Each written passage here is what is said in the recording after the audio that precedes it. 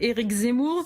En Guadeloupe, la contestation contre l'obligation vaccinale des soignants dégénère en blocage, en pillage et en violence. Des renforts de policiers ont été décidés par le ministère de l'Intérieur ainsi que l'envoi du RAID et du GIGN. Que faut-il faire là-bas ? Il faut, je pense, arrêter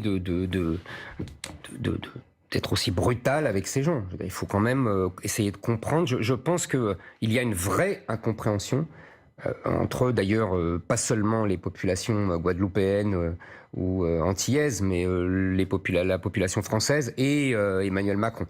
Il a toujours, depuis le début, il a un problème avec le peuple. Voilà. Quand vous dites qu'il faut arrêter d'être brutal, ça veut dire quoi ? Ça veut dire qu'il faut pas ramener l'ordre sur place ? C'est-à-dire que je suis assez choqué depuis le début par le fait, par exemple, de virer des soignants qui ne sont pas vaccinés. D'abord, on perd. Vous savez qu'on a dû fermer 20% des lits à cause des manques de personnel. Non. C'est pas seulement parce qu'ils ont été virés. Oui. Parce que aussi. Rien à voir avec l'obligation vaccinale. Ouais. Ah ben non, ça n'a pas rien à voir. C'est pas tout ça. Il y a aussi parce que des gens ne sont pas revenus. Mais il y a aussi parce qu'il y a des gens qui ont été virés, je vous assure. Je ne dis pas que c'est les 20% à cause du renvoi. Voilà, pour être très concret, Éric Zemmour, vous renoncez. Mais on a fermé 20% de lits depuis là. Et puis qui s'ajoute aux 20% de lits fermés depuis 20 ans. Oui. Ça fait beaucoup quand même, pour des raisons budgétaires. Mais ce que vous dites ce matin, c'est l'obligation vaccinale, il ne faut pas l'appliquer en Guadeloupe, ne pas l'appliquer aux Antilles. Mais non, mais il n'y a pas d'obligation vaccinale. Si. Pour les soignants. Oui, pour les soignants. Moi, je trouve qu'on ne devrait pas renvoyer des soignants, parce qu'ils ne sont pas vaccinés. Alors qu'est-ce qu'on fait pour la Guadeloupe ? Surtout que, on a compris maintenant deux choses. On a compris que, le vaccin n'empêchait pas de transmettre. Il la divise par 2.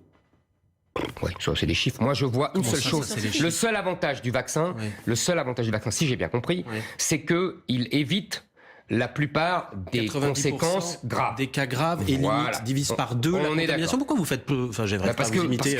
Parce qu'on transmet quand même. Oui, 2 fois moins. Oui, d'accord, 2 fois moins. Ça veut dire qu'une personne non vaccinée transmet aujourd'hui le virus à 6 personnes et une personne vaccinée à 3 personnes. C'est quand même assez notable. Quand même, il transmet à 3 personnes. 2 fois moins. Mais c'est pas rien quand même. Oui, mais il transmet quand même. Oui, mais... Normalement, un vaccin, ça doit empêcher de transmettre. Arrêtez. Non, pas forcément. Bon, d'accord, ok. Alors, d'accord.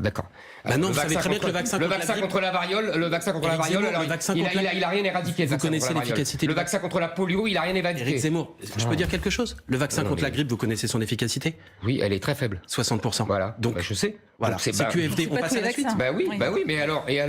On n'oblige pas les gens à se vacciner contre la grippe. Non, mais il y a d'autres vaccins qui sont obligatoires. Non, mais est-ce qu'on de reprendre dans l'ordre. Ceux-là, c'est pas les mêmes. Justement, c'est pas la même efficacité. Pas d'obligation vaccinale pour les soignants en Guadeloupe et en métropole. En France, je ne vois pas. Franchement, je trouve ça choquant. Puisqu'on n'a pas d'obligation vaccinale, pourquoi avoir d'obligation vaccinale pour les... Il y a des vaccins qui sont obligatoires déjà aujourd'hui à l'hôpital, vous savez. Oui, mais pas pour ce vaccin. D'accord. Bon, de toute façon... Allez-y. Non, mais de toute façon, je pense, ça c'est plus global, je pense qu'il faut essayer de remettre cette épidémie à sa juste mesure. C'est-à-dire que je pense que depuis 1 an et demi, au début, on ne savait pas trop, je peux comprendre l'affolement, mais on a beaucoup joué avec les peurs des gens. Je pense que c'est très excessif. Vous avez vu ce dernier rapport qui indique que, en fait, sur l'année de 2020... 2% des entrées à l'hôpital ont été causées par le Covid, ce qui est pas la même chose que les gens des occupations de lits d'hôpital. Oui. Alors, je sais que tout ça doit être remis dans son contexte parce que c'est sur l'année. Oui, on en fait trop. Et on en fait trop depuis le début. Mais tous les pays le gouvernement en fait trop. Oui, tous les pays en font trop. L'Autriche qui reconfine, l'Allemagne, tout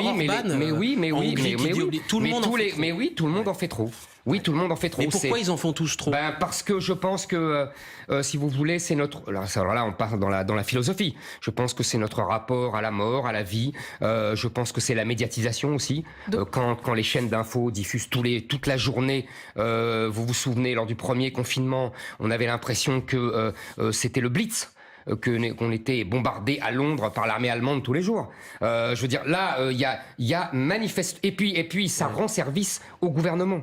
Là, Emmanuel Macron, très, très clairement, joue de cela. Il joue de cela pour pouvoir justement changer de sujet. Mais ça veut dire qu'est-ce qu'il faut faire ? Pas de passe sanitaire, pas de dose de rappel. Si vous étiez président, là, à sa place aujourd'hui ? Si j'étais président, la dose de rappel, c'est uniquement pour les gens de plus de 65 ans. La Haute Autorité de Santé dit que à partir de 40 ans. On sait que ça ne touche... De toute façon, depuis le début, cette épidémie, statistiquement, ne touche essentiellement que les gens de plus de 65 ans. Et les ceux qui ont des comorbidités, quel que soit leur âge. Ouais. Oui.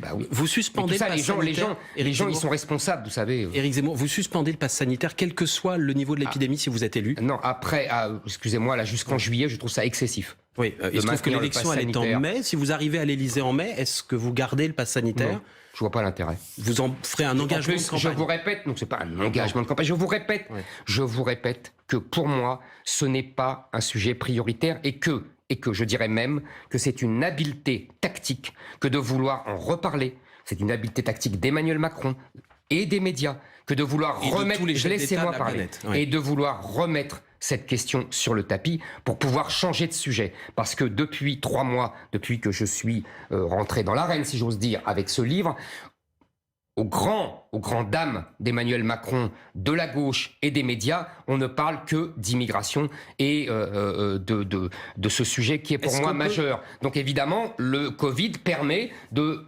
changer médiatiquement d'agenda.